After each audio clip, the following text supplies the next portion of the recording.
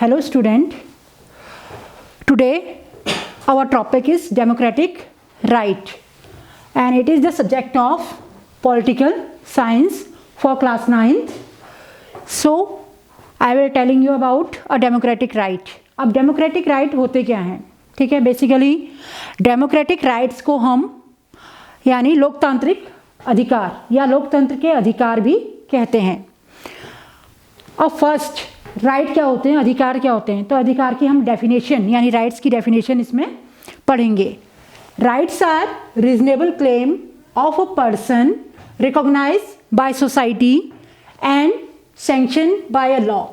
Rights are necessary for the democracy, यानी rights आपके वे होते हैं जिन्हें हमारा समाज या हमारी सोसाइटी जिन्हें सैंक्शन करती है, ठीक है, और जो हमारे संविधान में दिए हुए रहते हैं, तो उनको हम अधिकार कहते हैं। और ये जो राइट्स होते हैं बेसिकली हमारे संविधान के द्वारा हमें दिए जाते हैं। सेकंड, एवरीवन वेदर ही और शी इज पावरफुल और अ वीक, राइट और poor want a system whether at least a minimum assurance in a guarantee to all. अब इन राइट्स में यानी मनुष्य के लिए और यानी जो भी हमारे लेडीज़ हैं, ही और शी, महिला या पुरुष, सबको एक मतलब वहाँ पे शक्तिशाली होने के लिए या वीक पर्सन है, कमज़ोर है, रिच है, पुअर है, गरीब है, अमीर है, जो भी हैं, हर तरह के लोगों के लिए ये राइट जो होते हैं, ये अधिकार होते हैं, ये कंपलसरी माने जाते हैं और उन्हें ये गारंटी वहाँ पे एक गारंटी के तौर पे उन्हें दिलाया जाता है।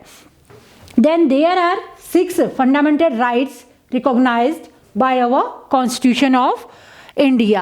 अब हमारे कॉन्स्टिट्यूशन में यानी हमारे संविधान में आपके 6 फंडामेंटल राइट्स हैं, यानी 6 आपके अधिकार हैं, मूलभूत अधिकार जो होते हैं उन्हें आपका बोला जाता है, या लोकतांत्रिक अधिकार जो हैं वो आपके 6 हैं यानी 6 हैं।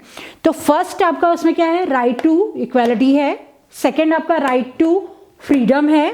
थर्ड आपका freedom of speech and expression है। फोर्थ आपका राइट अगेंस्ट एक्सप्लॉयटेशन है। और फिफ्थ आपका राइट टू कॉन्स्टिट्यूशनल रेमेडीज है।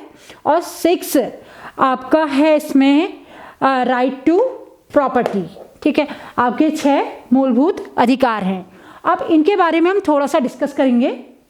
तो फर्स्ट आपका जो है राइट टू इक्वालिटी, यानी राइट टू इक्वालिटी किसे कहते हैं, यानी समानता का अधिकार। तो सभी मनुष्य जो भी भारत में रहते हैं यानी इंडिया में जो रहते हैं उन सब में एक समानता होनी चाहिए, यानी सब लोग सामान्य होते हैं। और जो सरकार होती है that means that the government shall not deny equality before the law to any person in India. अब भारत में रहने वाले कोई भी आदमी जो हैं उनके प्रति कहीं पर भी असमानता का व्यवहार नहीं किया जाएगा। अगर कोई करता है तो वो वहाँ पे इस राइट का दुरुपयोग कर रहा है। वैसे होता नहीं है, कॉन्स्टिट्यूशन में अधिकार दिया गया है, अगर करता है तो फिर उसे इसके लिए बैन भी किया जाता है। देन आपका आता है right to freedom. Freedom means आज़ादी, यानी हमें आज़ादी का पूरा अधिकार है। हम भारत के किसी भी कोने में कहीं पर भी हम घूम फिर सकते हैं, तो ये हमारी आज़ादी का अधिकार है।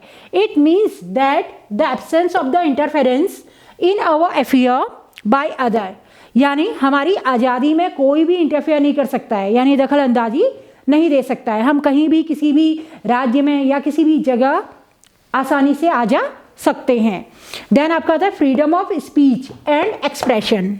अब स्पीच का मीन्स यानी आपको बोलने का अधिकार है, आप कुछ भी बोल सकते हो, कहीं पर भी जाके भाषण कर सकते हो, स्पीच कर सकते हो, अपने जितने आपके सुझाव होते हैं या अपनी फीलिंग्स जो होती हैं उनको आप वहाँ पे एक्सप्रेस कर सकते हो, दूसरों के सामने व्यक्त कर सकते हो। तो यही इसके अंदर है, is one of the essential feature of any democracy. अब यानी right to speech and expression भी हमारे लोकतंत्र के अंदर एक इसेंशियल एलिमेंट के रूप में, एक महत्वपूर्ण विशेषता या फीचर के रूप में इसे जाना जाता है। Then right against exploitation. अब एक्सप्लॉयटेशन क्या होता है, एक्सप्लॉयटेशन का मीन्स होता है शोषण करना। तो कहीं कहीं पे क्या होता है कि बहुत से जो लोग होते हैं वे गरीब लोगों का शोषण करते हैं, या कास्टों में भी हम देखने को आता है कभी कभी पुराने ज़माने में लोग ST SC OBC वर्ग के जो लोग होते थे उनके साथ शोषण या गलत व्यवहार करते थे, तो ये एक्सप्लॉयटेशन के अंदर आता है। राइट अगेंस्ट एक्सप्लॉयटेशन, यानी जो ये अधिकार है ये शोषण के खिलाफ है, ठीक है।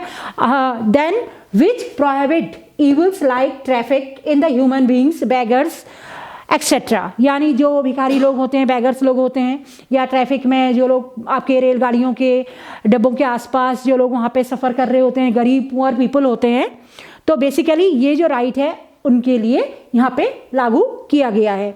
देन आपका आता है the constitution of India provide cultural and educational right. अब हमारा जो कल्चरल और एजुकेशनल राइट है, कल्चरल मीन्स होता है सांस्कृतिक और एजुकेशनल मीन्स होता है शिक्षा का अधिकार, यानी संस्कृति और शिक्षा का अधिकार भी हमारे इन 6 जो आपके फंडामेंटल राइट्स हैं इसके अंदर आता है।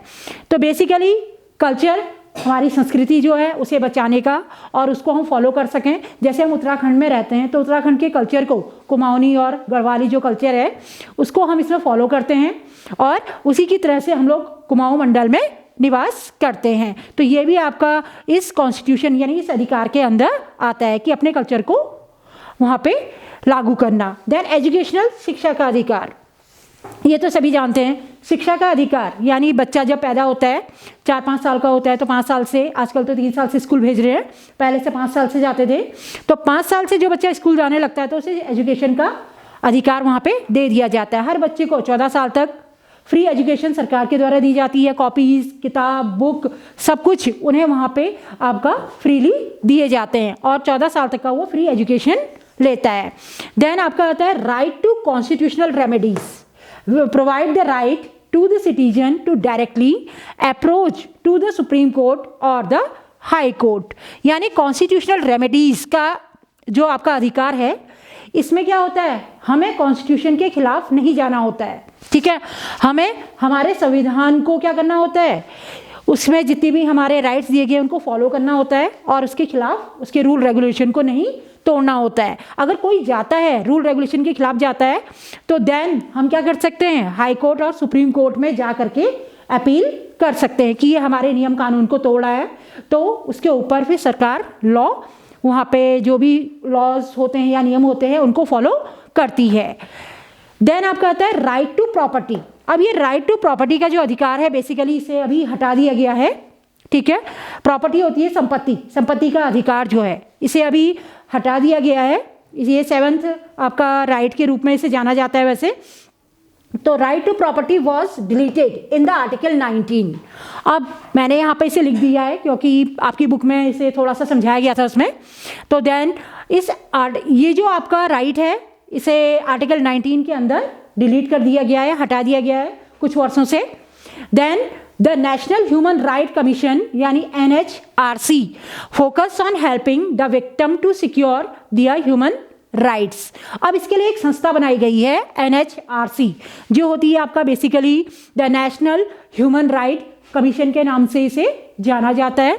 और ये क्या करती है, जो भी इस विक्टिम से यानी इन अधिकारों से जो लोग वंचित रह जाते हैं, छूट जाते हैं, तो बेसिकली उनको वहाँ पे वो न्याय दिलाने का कार्य करती है। तो इसी को आपका ह्यूमन राइट्स कहा जाता है। Thank you.